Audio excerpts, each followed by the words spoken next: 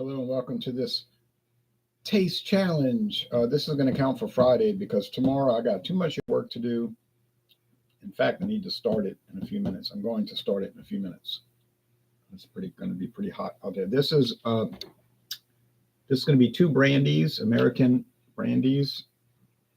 This is Bankers Club Select Brandy, and it is bottled in New Jersey by Laird and Company. It does not say made by them, so we have to assume it's sourced, like so many bourbons these days. Come on, focus, man. Introduced in 1969.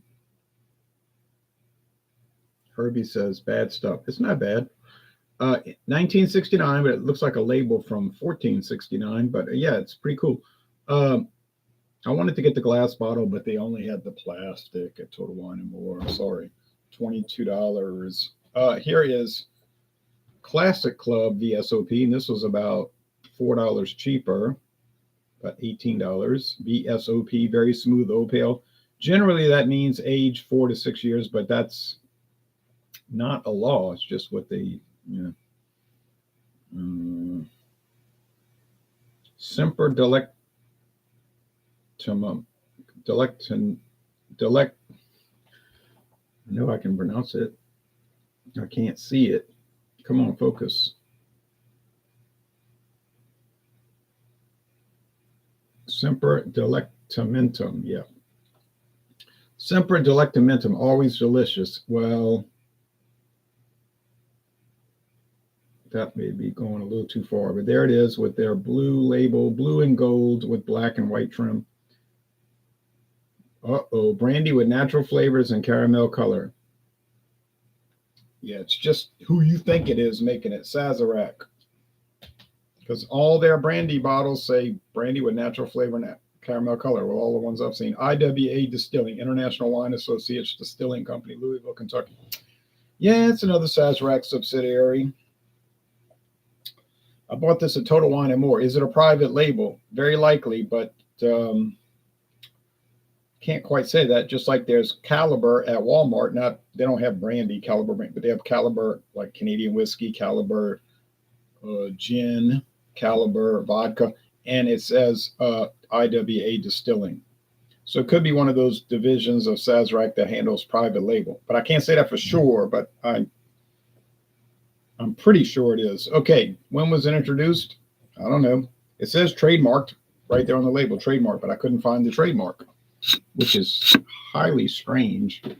Usually it'll be right there registered and give you the date when they first use it, but I can't find it. I tried, believe me, and it's sweating. You can see the bottle's got a lot of condensation, like a terrarium. So that means the water is evaporating, but it can't go anywhere. So $18, let's just round off because I don't know the exact, but it's close. $18, $22. So about a $4 difference. Is it going to make a difference? I think in this case it will. I think the Bankers Club's a little nicer products. We'll do a screen share real fast. There's no website for Classic Club except the Total Wine and More website, which just, you could look at that. Talks about how awesome it is, typical story. It's not an official website. It's a private label, it would be. But here's the Bankers Club webpage.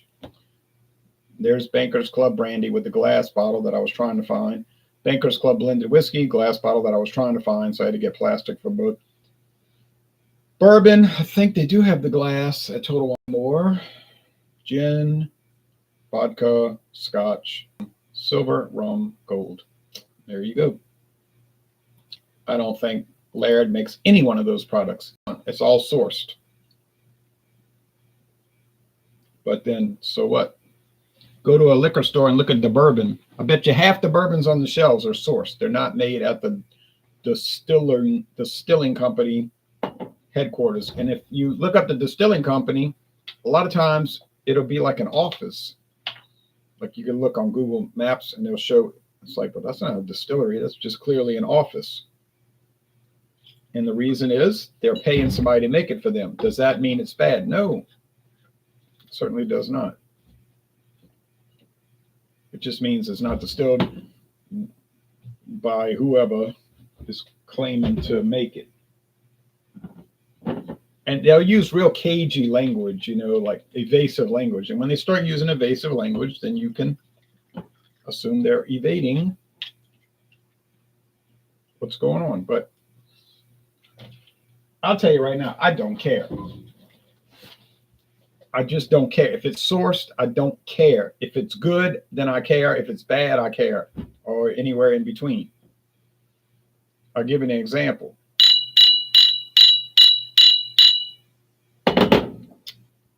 Two days ago, I tried the Voodoo Ranger hard charged iced tea peach, made with real tea and peach flavoring, probably some kind of extract. Fine, real peaches, but they're not putting real peaches in it. They're putting some kind of syrup that was extracted from peaches in it, but that's fine. It tastes like peaches. Okay, so it's not made by New Belgium. It says produced in La Crosse, Wisconsin by New Belgium. Well, look, New Belgium does not have a brewery in La Crosse, Wisconsin. But City Brewing does. And what does City Brewing do? They do they do contract beers and private label, but they do contract beers for everybody. Seem like everybody. That's what they do. They don't have their own brands. So I'm like, okay, it's sourced. It's not made by Voodoo Ranger. It's made for them. Hey, but it doesn't matter. It tasted great.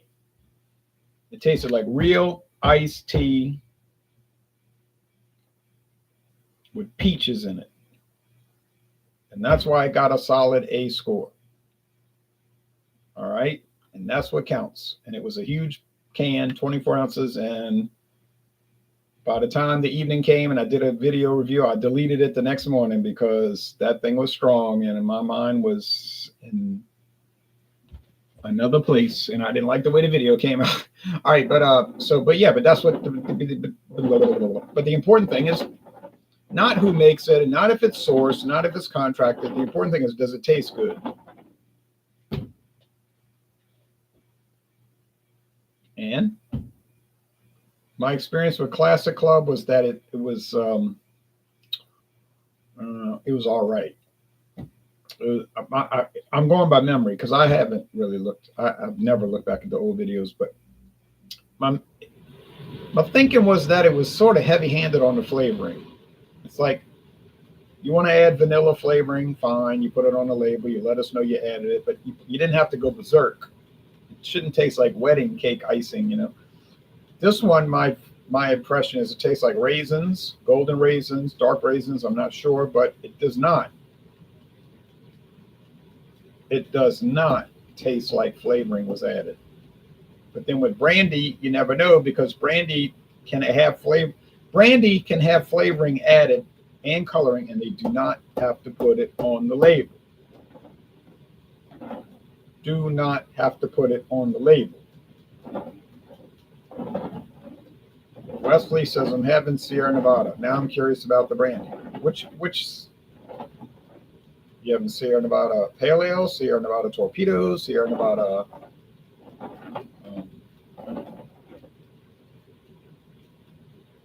They used to make one for fall. And golly, I used to love that beer, and then it disappeared and never saw it again. It was like a brown ale for fall. Oh. They had a stout, which I saw once. Never saw it again. Oh, so good. Ronald, what's the topic for Wednesday in 2 weeks? Says Hector. Well, next Wednesday is blended Scotch, which I know you're not interested in. In 2 weeks is Joker's Wild Wednesday. First week in August. First Wednesday. Bring whatever you want. Beer, wine, liquor. Doesn't matter. Bring Coca-Cola if you want. Wesley says 5.6. I got a torpedo saved for later. Oh, so you got the Sierra Nevada Pale Ale, the original, the classic. So yeah. All right. So next week, blended Scotch whiskey of any brand, cheap as possible or most expensive, doesn't matter to me. Cheap, high, in the middle. Don't care. Week after, in August, anything you want to bring. Joker's Wild Wednesday.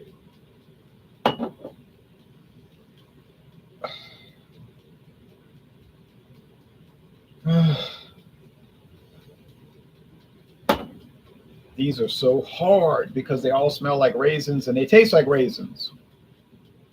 I'm starting to get the idea that if you're buying brandy, just buy whatever's the cheapest because they all taste like raisins. Now, I did see one at Total Wine. I don't see it anymore, but it was saying brandy with grain spirits, not a pure brandy. They probably have it registered with the U.S. government as a distilled spirit specialty, meaning a catch-all category that's not specific to any other category. But I thought to myself, a brandy with grain spirits. I was like, nah, no way. Even though I would put raisins, like raisin with cereal, Raisin Bran. Doesn't sound like it would work liquid form, but maybe it did. But I tried that stinking rotten Caliber spiced rum, which was made with distilled spirits, which sounds like an atrocity. And in fact, it was. Literally the worst liquor I ever bought. Makes that Winn-Dixie blended Scotch whiskey taste good in some ways, which it does not taste good in any way. Oh, man. That was a train wreck. Now, funny thing about it, if you get the Caliber spice rum in the big bottle, it does not say anything about distilled spirits. It just says spice rum. So it's two different products depending on the size of the bottle. Isn't that crazy? True story though. Same thing with Chi-Chi's. Chi-Chi's is the most extreme example because if you get Chi-Chi's pre-mixed margarita or Chi-Chi's pre-mixed Russian, White Russian, yeah, or the mudslide, or there's about 50. Seem like they got 50 flavors. If you get the small bottle, it'll say a wine spirit, a wine product with flavor, wine, 12%. If you get the big bottle, it'll say tequila or rum or vodka or brandy or whiskey with natural flavors. It's the same product, 12%, 12%, same color, same company, Chi-Chi's from Glenmore Distillery, owned by Sazerac. Naturally, who else? But one is made with wine and the other one's made with spirits, and they taste identical. No. So is it important to examine the labels? Well, it's important if you want to find out what you're tasting. This smells like it's got flavoring at it, meaning some kind of something. Something in the sweet orientation, not bitter. Bitter. I don't know what it could be. But this is aroma. Now let's go with the taste challenge. Cheers.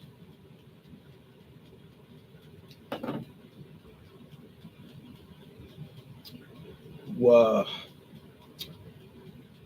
Well, it tastes like brandy, which means it tastes like raisins. Jason Cleveland says, "Good morning, Jay. I was watching a review of Schlitz brewed by City Brewing. Curious to know if they offer Schlitz in bottles in your area or only in cans. Cheers." Used to have cans and bottles, but lately it's only cans, like the last 15 years. Yeah, last 15 years, cans. Cans.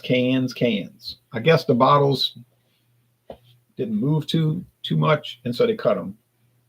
Now, if you get Busch Light here, I know, not the same company, but if you get Busch Light, cans, bottles.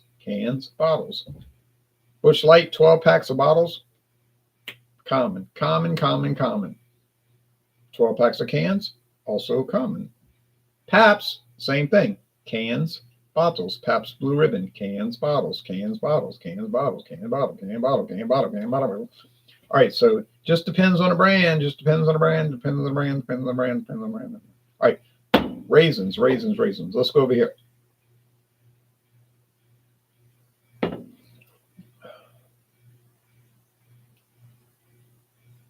Yeah. Even more raisin. Golden raisin. Dark raisin. It's dry. There's no sweetness. Well, there's some. There's not much. Does it taste like flavorings added? No. Although it could have it. Doesn't taste like it. Is it a good product? Yeah. Very good product. Enjoyable. Uh, should you pay a lot for brandy or not a lot? I don't know. Some people will get on here screaming, no one cares about brandy. That's probably true. Do you ever hear anybody talking about brandy or cognac? I don't. But it's at every liquor store. So somebody's buying it. Because believe me, if people don't buy stuff, it don't stay.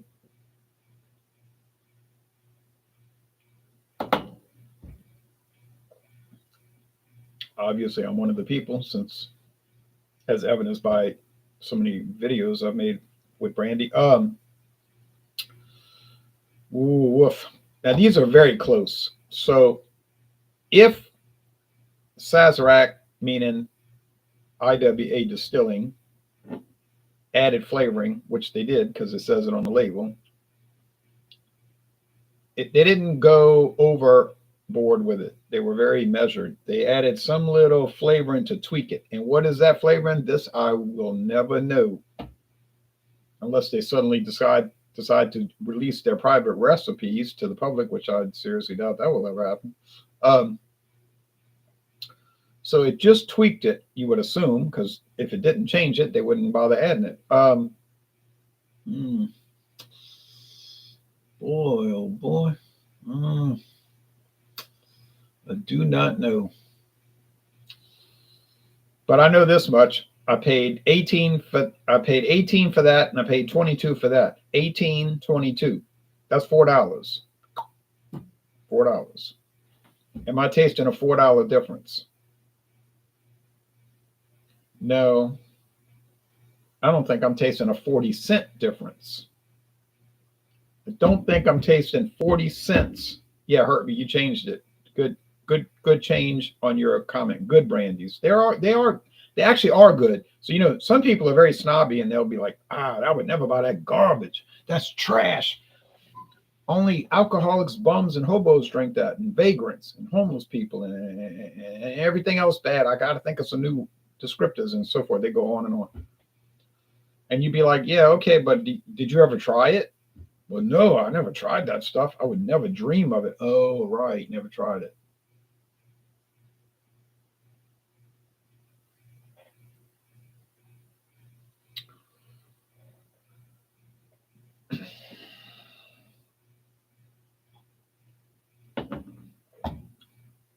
So would I pay $4 extra one versus the other? Like I told you, I wouldn't pay 40 cents extra. Now, aesthetically, there's not much happening here. This looks like some kind of like industrial product, like food service. It's like Cisco food service brandy. That's what it looks like. Or what's that other food service? Aristocrat Foods. They deliver foods to cafeteria, school and college cafeteria. But that's what it looks like. Aristocrat V.S.O.P. brandy will work well at all of your college, junior college, or all your junior college football end of season banquets. And that's what it looks like. This one looks kind of nice, especially in the glass bottle, which I don't have. But when you taste them, when you taste the two products, there's no real difference. So why pay an extra $4? Or why pay an extra $3? Why pay an extra $2? Why pay an extra $1? Why pay extra anything if their flavor is nearly identical? My answer is I wouldn't pay. I would not do that. And to answer your question, no, I never tried the Spike Seagrams, just the light 3.2. Oh yeah, I'd asked you that a while back. Well, I would highly recommend the Seagram's Escape Spiked. Now, do I like the regular Seagram's Escapes 3.2? Yes, they're very nice, but they're weak. Let's be honest. They're a little weak. 3.2. There's something about it. There's like a weakness there. Well, there is a weakness there. Objectively and subjectively. Objectively, it's 3.2. That's weak. No one is going to say that's strong. The spiked, now those are dangerous because they're 8%. So they can get you in trouble if you get too exuberant with it. But there's a lot more action and flavor, and it just holds together better. I don't know. There's something about those 8, 9, 10%ers. Now 12, that gets a little much, like those MXD, the mixed. But the Seagram's Escape spiked, they just hold the flavors together so well. So, and it doesn't matter which flavor. You can get any flavor you find. It's going to be just exemplary, really. And then once you try those, you just can't go back to the 3.2. They're fine, but there's such a hollow part to it. It doesn't work anymore. You know. Now they did come out with a mid-range series, which is 5%. It's called Seagram's Escape. I don't remember what it's called. Something, some name, but they're all 5%. And they're similar, you know, like, I mean, they're all the same, like fruit punch flavors, let's be honest. But, which a lot of people like fruit punch, myself included. So, I haven't seen those. But if you say, oh, the Jamaican Me Happy 3.2, that's a really nice product. Well, it is their flagship. It's very popular.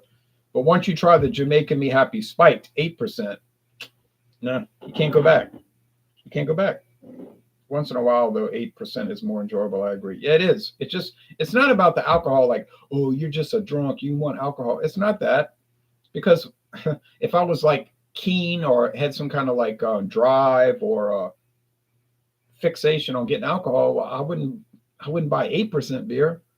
I would go and buy the cheapest 40% alcohol vodka I could find, which would be Caliber at Walmart for like $9.99, which might be good. I don't know. I never had it. And then I could get the citrus also, the same price, 40%, same price. That's infused with citrus flavoring. So if that was my goal, which is not my goal, but if it was, I'd do that. I wouldn't waste money on the 8%. But you say, oh, you shouldn't have mentioned that. Now you gotta go buy the Caliber 8, Caliber regular and the Caliber citrus. Hey man, it's gonna take me years to finish these vodkas. I finally finished Nikolov. And some people are ragging me on that. Oh, that cheap, junky vodka. I said, well, it might be cheap, but it's not junky. And I stood up for it. And I don't work for Sazerac yet. But I said, no, y'all are wrong. Nikolov is good. It's been on the market since 1941. That's 83 years. You think it's been on the market 83 years because people hate it? I don't know. Think about that for a minute. Thunder and Thursday or Fandango Friday this week, says Joe Hill. Fandango Friday. Yeah, I can't do it today. Thunder and Thursday is out the question. I have a liqueur. I have a liqueur for Fandango Friday. It's 99 brands chocolate. Now, is it any good? Oh, I don't know. But all the rest were good, so I would assume it is. All right, here we go at the end now.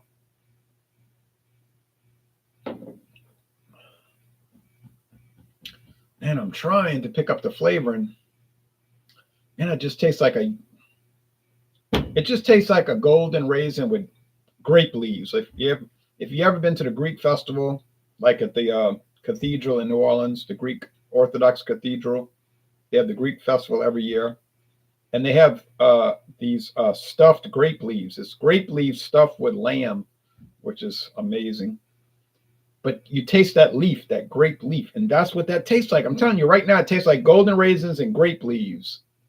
And if you're Greek, you will say "Opa," you know. But and they had that ouzo, you know. That's a whole different video. But I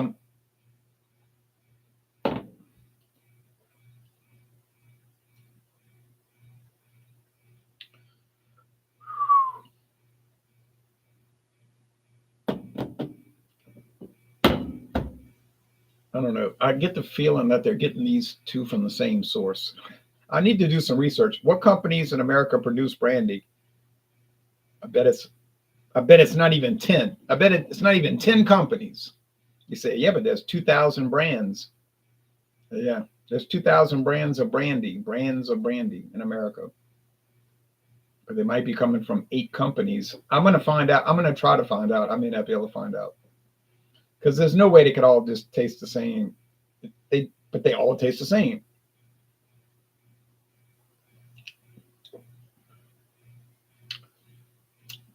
I think this is a little drier, but I don't really have any strong feelings about it. Because I'm telling you now, I'm telling you honestly live on the internet, they both taste like golden raisins. And if you ever had a raisin like Sun-Maid, well, you could do this experiment. Go buy a box of Sun-Maid golden raisins, eat them. Go buy this brandy at Total Wine and More, and then buy this brandy at Total Wine and More. They have it in my town. Well, a few towns away from me. 1, 2, 3, 4, 5, 6 towns. 6 towns away, but the towns aren't big, so it's not as far as it sounds. And then drink these and tell me that they don't taste like golden raisin. You'll see, and it's not the power of suggestion, it's just what they taste like. Time to get in the yard now. So I'm gonna say, I think this is the Classic Club. It's the Bankers Club. Damn. Well, at least I'm in the club. But I mean, it's a 50-50 shot. I didn't have any comments. So now I got 3 wins, 2 losses. Do I feel bad? Do I feel bad about it? I feel bad about it because I want to win all the time, but I don't feel bad about it because they're so close. And they're very close. So now, do I have any other American brandies? I don't think so, unless I overlooked something. I don't think I did. I've got Mexican brandy, Presidente. Is that going to taste the same? I don't think it will. I don't think it will. Presidente is a little different. I've got Fundador, same company. Fundador is from Emperador, and they own the company in Mexico. But that's Spanish Solera brandy. Yeah, I shouldn't be able to confuse. I shouldn't confuse that one with this. What about all the French brandies? The Reynal 3-star, or 3-star, or the Reynal, or the Saint Remy V.S.O.P. Oh, I'm sorry, I have the XO, Saint Remy XO, or the Brandy Saint Louise, and the cognac. The 1954 bottle of cognac I have, and some others, and the Ukrainian brandy. I think I'll be able to tell those apart, but you heard what I said. I think I'll be able to tell those apart. So it could be a hell of a challenge. I mean, I hate to use that kind of language, but it's just could be tough. It's going to be really tough. Yeah. All right.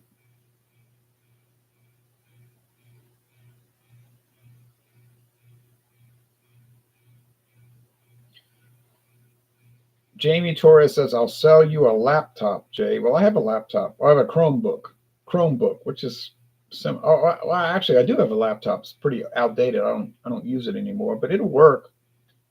Hewlett Packard.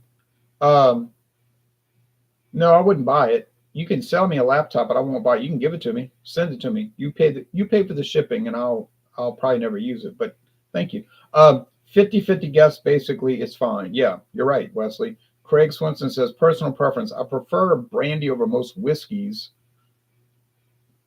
Not that unusual. The only whiskey I really enjoy of the handful I've tried is Cutty Sark. Well, that's a classic. And if you like Cutty Sark, you most likely will enjoy J&B, Just Aurinia and Brooks. 2 venerable brands, I might add. So J&B and Cutty Sark, yeah, they're not the same. They don't taste the same, but they kind of like run side by side in their quality or level and their price point and their overall enjoyability. Yes, I think both of those. And if you try it, you'll see what I mean. Thanks for the suggestion. Oh, you're welcome. So if you're into Cutty Sark, or he didn't say he was into it, he just said he kind of likes it. But I would say J&B, yes. Is it a nouveau style, like a new cutting edge style? Definitely not. It's a 1930s style. It's what not your grandpa drank. It's what your great grandpa drank, and when he was young. So yeah, Cuddy Sark and J&B are definitely old style brands, which means they're very good. These are definitely very old style brands of brandy. Now I know they got all these crazy new type of brandies like white. There's a white one that's white clear. I don't know what that's all about. But these are just from the past. But it's from the good past, and it's very nice. All right, so thanks for watching. Sorry I got it wrong. I got 3 wins and 2 losses now. I'm not proud of that, but it's kind of expected with what I'm dealing with. And hopefully I'll start getting back on a winning track Saturday morning. But I wouldn't be shocked if I kept failing because they're so close. Oh, so very close. All right, y'all take care now. It's into the yard to start edging.